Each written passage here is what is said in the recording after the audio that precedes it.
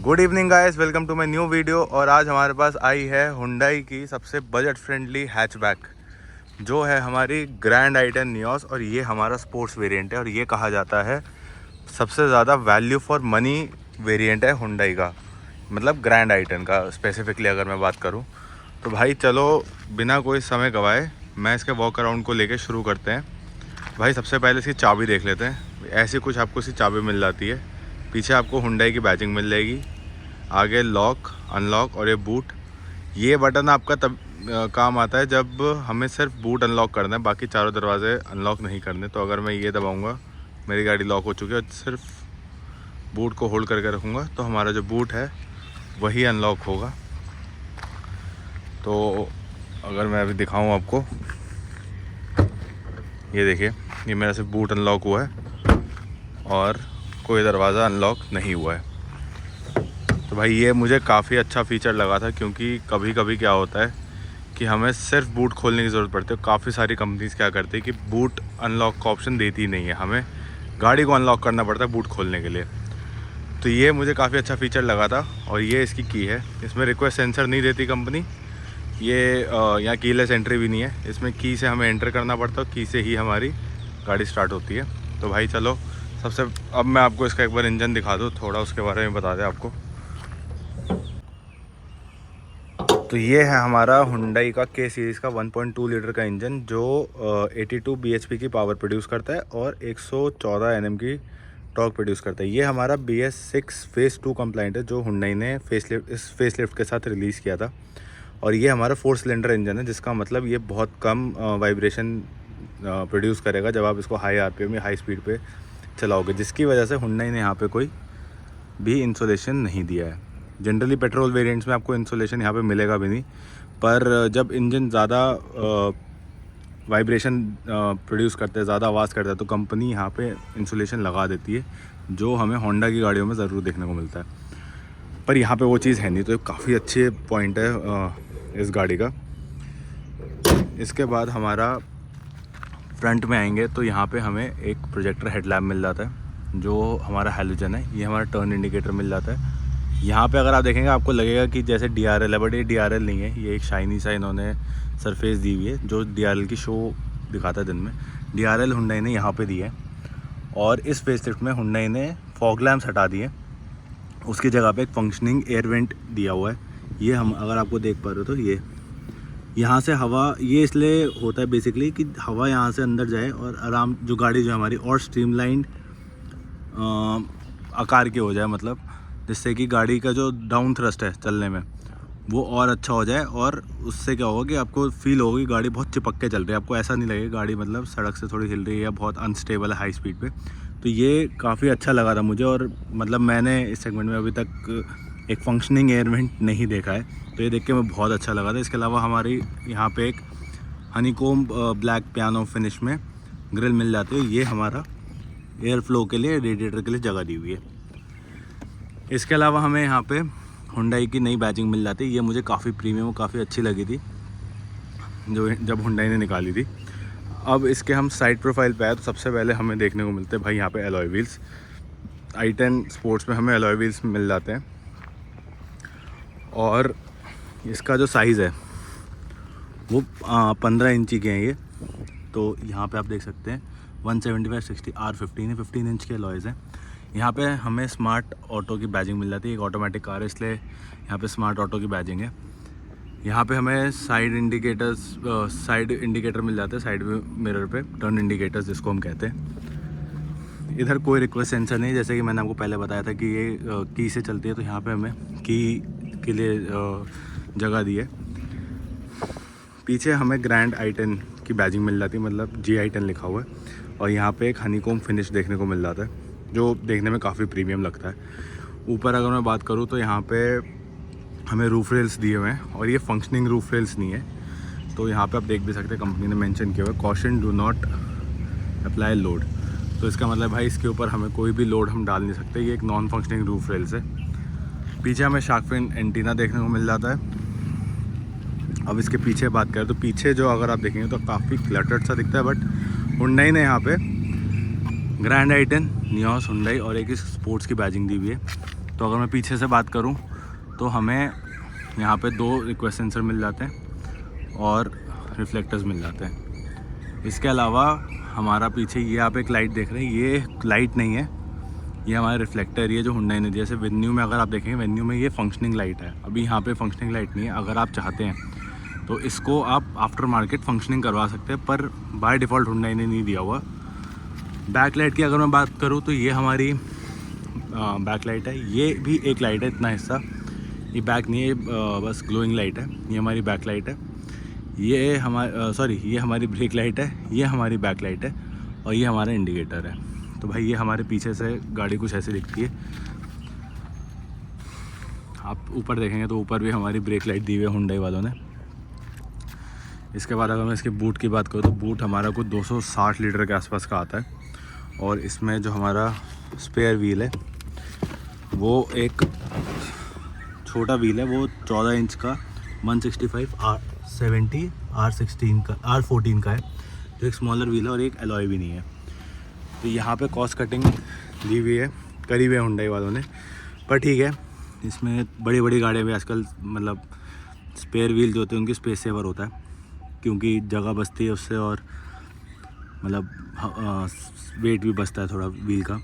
इसके अलावा हमें यहाँ पे एक लैंप मिल जाता है और एक यहाँ पे हुक मिल जाता है अगर आपको कुछ टांगना हो तो।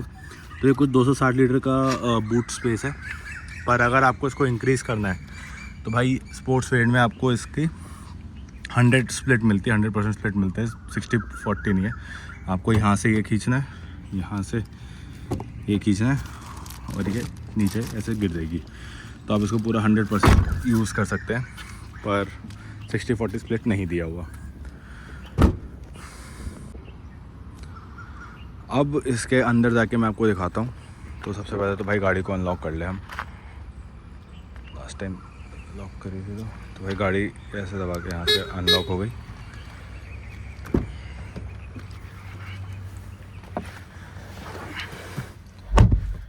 भाई पर्सनली ये जो दरवाज़ा है हमारा, ये मुझे काफ़ी हैवी फील हुआ था जब गाड़ी ली थी हमने ये, और ये काफ़ी हैवी दरवाज़ा है भी। तो अभी इसकी इनकैप रेटिंग ऑल्दो आई नहीं है, बट इसका जो प्रीवियस मॉडल था उसकी 3 थी। आई थिंक इसकी ज़्यादा आनी चाहिए बिकॉज ऑफ सम रीजंस, वो मैं अभी आपको बताऊंगा इसी वक्त अराउंड के उस दौरान। तो भाई बिना कोई वक्त के भाई गाड़ी स्टार्ट कर ले ज़रा।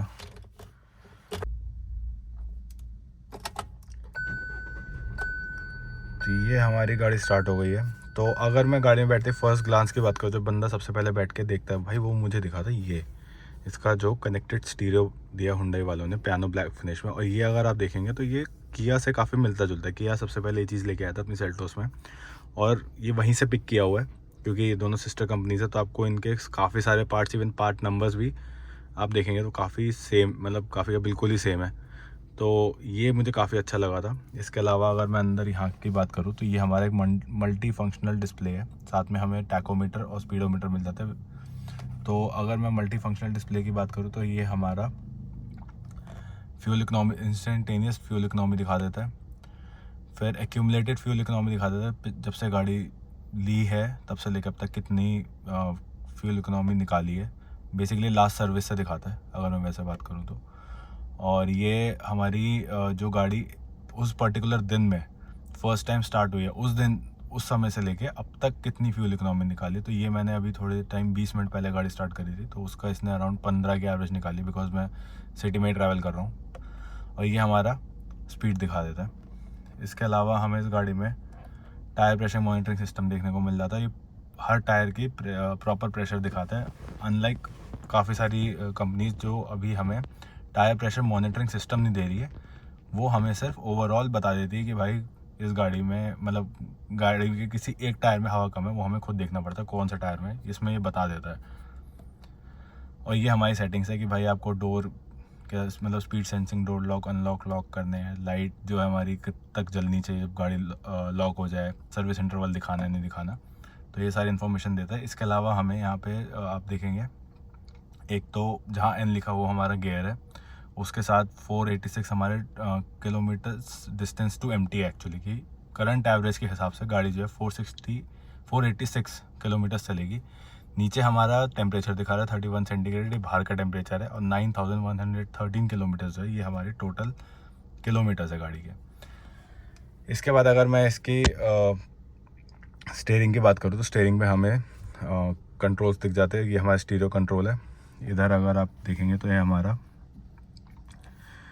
क्रूज़ कंट्रोल दिया हुआ है। हुंडई वालों ने स्पोर्ट्स वेरिएंट के अंदर क्रूज़ कंट्रोल भी दिया हुआ है गाइस। और ये जो है ये पहले नहीं आता था, मतलब ये देख के मुझे काफ़ी अच्छा लगा था, बिकॉज क्रूज़ कंट्रोल जो है जब आप हाईवे पे लंबे ड्राइव पे जाते थे काफ़ी मतलब हेल्प होता है इसको यूज़ करके, क्योंकि आप बहुत आसानी से मतलब आपको हर बार एक्सीलेटर पे पैर रखने की ज़रूरत नहीं है, आप आराम से कंफर्टेबली कार ड्राइव कर सकते हो। ये हमारा मल्टी फंक्शनल डिस्प्ले को कंट्रोल करने के लिए इसको दबा के आगे ये स्क्रीन में चेंजेस होते हैं। और ये इसके लिए अगर मुझे कोई और ऑप्शन देखना है तो ठीक है, तो इसको 10 स्पीड पे रख लेते हैं। यहाँ पे हमारा ऑटोमेटिक गियर बॉक्स है ये। यहाँ पे इधर कोई वो नहीं है, डिस्प्ले नहीं है, सारे डिस्प्ले यहीं पे। तो आप जिस गियर पे होते हो उस गियर पे ब्लू कलर की लाइट मतलब एक्चुअली वो ग्लो हो जाता है। तो अगर मैं जैसे आर पे करूँगा तो रेड हो जाएगा रिवर्स, ये एन न्यूट्रल, ये ड्राइव। तो ये हमारा सामने हमें इसका एसी देखने को मिल जाता है। ये हमारा ऑटोमेटिक क्लाइमेट कंट्रोल के साथ है। तो इसके अंदर ये हमारा एसी है ऑन ऑफ। ये हमारा टेम्परेचर कंट्रोल करने के लिए, अगर मैं इसको ऐसे करूँगा ठीक है, मैं इसका ज़रा टेम्परेचर बढ़ा देता हूँ ताकि ज़्यादा डिस्टर्बेंस ना आए। ठीक है, ये बटन है ऑटो का। और ये बटन है ऑटो का, मतलब अगर आपको इसका ऑटोमेटिक क्लाइमेट कंट्रोल एक्टिवेट करना है तो ये बटन दबाना है। ठीक है, ये हमारा फ़ैन के लिए। ठीक है, ये हमारा ऑफ़ है अगर हमें एसी ऑफ़ करना है। ये फ्रंट डिफॉगर, रेयर डिफॉगर। ये हमारे वेंट्स के लिए कि हमें ये 2 वेंट्स ओपन करने हैं या पैरों पे हवा चाहिए, वो सारे मतलब वो सारे फीचर्स हैं। ये हमारा जो है, ये हमारा हवा हमें अगर अंदर रोटेट करनी है या हमें बाहर से हवा लेके आनी है, वेंट मतलब एसी का वेंट बाहर से ओपन करने की बंद करना है, ये उसके लिए। तो ये हमारा एसी के पूरे फीचर्स हैं। इसके अलावा हमें यहाँ पे anti glare, manual anti glare mirror है ये। ठीक है, तो ये देखने को मिल जाता है। और अगर मैं इसके डैश की बाकी पूरे इंटीरियर की बात करूँ मतलब, तो हमें एक वाइट और ब्लैक थीम में हमें इसका इंटीरियर मिल जाता है, जहाँ पे हमें जगह जगह पे हनीकॉम का ये डिज़ाइन मिल जाता है। तो ये हुंडई ने मतलब ये मुझे काफ़ी अच्छा लगा था देख के। आप यहाँ पे भी देख सकते हैं ये सेम डिज़ाइन यहाँ पे भी है। इसके बाद हमारे पास अंदर 4 स्पीकर मिल जाते हैं, 1 2 पीछे 2 हैं हमारे, तो 4 स्पीकर मिल जाते हैं। और साइड में 1 लीटर रखने की जगह मिल जाती है। अगर आप यहाँ पे देखेंगे तो 1 लीटर की बोतल रखने की हमारे पास जगह है। इधर बात करें तो हमारे पास चारों पावर विंडो मिल जाती है। ठीक है, और इलेक्ट्रॉनिकली एडजस्टेबल हमारे साइड में मिरर हो जाते हैं। तो अगर मुझे जैसे ये वाला करना है तो मैं अपना ये स्विच इधर करूँगा और इस बटन से मैं इसको एडजस्ट करूँगा। तो आप देख रहे हैं जैसे एडजस्ट कर सकते हैं हम इसको। और इसके साथ मैं इसको इंटरनल में मतलब अंदर से ही इलेक्ट्रॉनिकली फोल्डेबल है ये। इसको दबाऊंगा, फोल्ड देंगे और ऐसे ये अनफोल्ड हो जाएंगे। ये आपका इसमें वेलकम फीचर नहीं देती हुंडई, ये हमें अंदर से खुद ही करना पड़ता है। और साथ में गाड़ी में सेंट्रल लॉकिंग तो स्टैंडर्ड दिया ही हुआ है। इसके बाद इसमें हमें ABS, EBD, ट्रैक्शन कंट्रोल और ब्रेक असिस्ट हमें सिर्फ इसमें मिलता है ऑटोमेटिक में। मैनुअल में हमें ब्रेक असिस्ट नहीं मिलता है। यहाँ पे हमें साथ में ट्रैक्शन कंट्रोल सिस्टम को कंट्रोल कर ऑन या ऑफ करने का बटन दिया हुआ है। तो अगर मैं इसको दबा के रखूँगा तो ये हमारा आ गया ट्रैक्शन कंट्रोल डिसेबल्ड। ऐसे दबा के रखूँगा तो ये ट्रैक्शन कंट्रोल डिसेबल्ड आ गया। ठीक है, इसको एक बार और दबाएंगे तो ये एनेबल्ड हो जाता है। फिर इन्फॉर्मेशन हटा देते, तो साथ में हमें हेडलाइट लेवलर के लिए स्विच, एक रोटेटर दिया हुआ है। तो ये हमारा अंदर से ये इन्फॉर्मेशन थी। इसके अलावा हाँ, इसके बाद हमारा जो मेन है, इस गाड़ी में हमें स्टैंडर्ड 4 एयर बैग मिल जाते हैं। एक यहाँ पे और 2 हमारे सीट पे है, यहाँ साइड पे, एक इधर आ जाता है ये रहा। ठीक है, और हमें सीट बेल्ट मिलती है, बट सीट बेल्ट हमारी हाइट एडजस्टेबल नहीं है। फिर हमारा जो ड्राइवर साइड की सीट है वो हमारी हाइट एडजस्टेबल है। तो यहाँ पे हमें एक मैनुअल लेवर दिया हुआ है हाइट एडजस्ट करने के लिए। ठीक है, तो ये हमें मिल जाता है i10 के स्पोर्ट्स वेरिएंट में।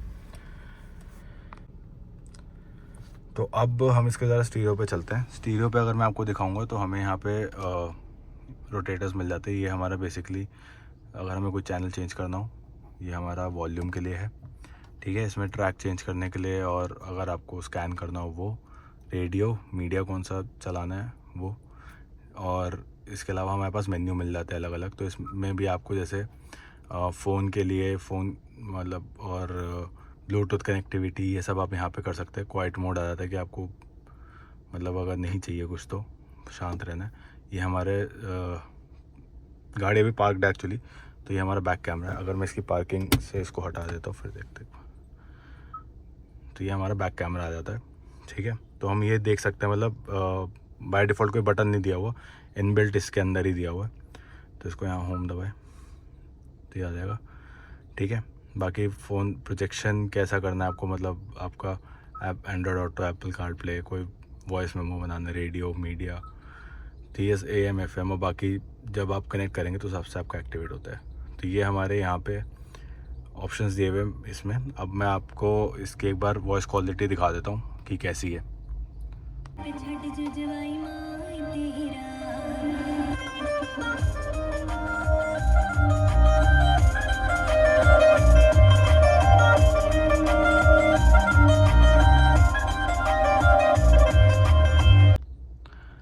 तो अगर मैं इसकी ऑडियो आउटपुट की बात करूँ तो ऑडियो आउटपुट काफ़ी अच्छा है इस प्राइस पॉइंट के हिसाब से। और इसके अंदर अगर आपका बेस थोड़ा कम है, आपका हाई बेस सुनने का शौक़ नहीं है, तो ये बहुत अच्छे स्पीकर है, आपको ये स्पीकर चेंज कराने की ज़रूरत नहीं पड़ेगी। अगर हाँ आपका हाई बेस, आपका रिक्वायरमेंट है कि हाँ भाई मुझे हाई बेस पे गाने सुनने पसंद है और थोड़े बीट्स वाले ज़्यादा पसंद है, तो फिर आपको शायद इसमें स्पीकर चेंज कराने की ज़रूरत पड़ेगी, बिकॉज ये फिर थोड़े फटने लग जाते हैं अगर आपकी बहुत हाई वॉल्यूम है और बेस भी बहुत ज़्यादा है।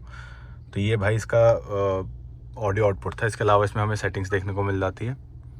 तो सेटिंग्स में आप देख सकते हैं साउंड की है कि आपको कैसे साउंड चाहिए इसके अंदर, इक्वलाइज़र, पोजीशन। तो अगर यहाँ पे डिवाइस कनेक्शन, डिस्प्ले की ब्राइटनेस ऑटोमेटिक है, ब्लू लाइट, फ़िल्टर कितना चाहिए, स्क्रीन सेवर कोई रखना है नहीं रखना, ठीक है। बटन, बेसिकली ये बटन हमारा एक फंक्शनिंग नॉन फंक्शनिंग बटन है अभी, पर हम इसको कोई भी फंक्शन का बना सकते हैं अपने हिसाब से। सेम हमें यहाँ पे इस पर भी दिया हुआ है स्टार्ट बटन,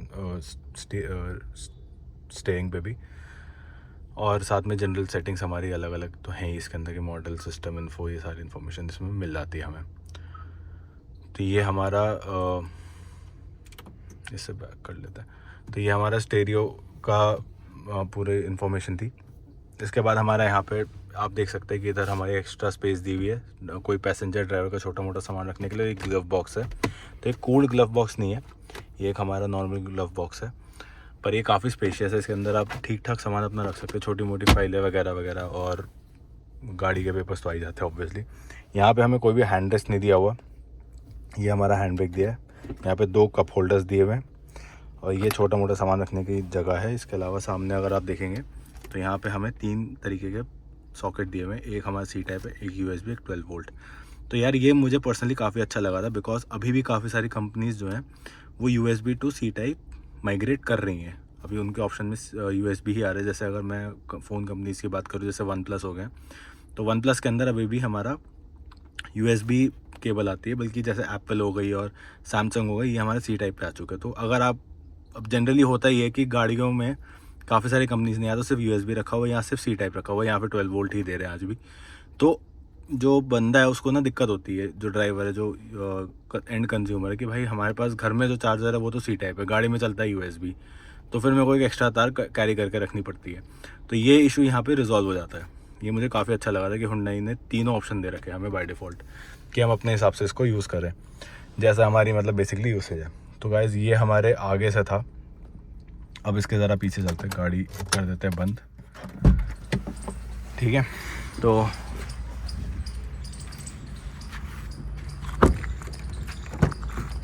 अब पीछे अगर हम चलेंगे तो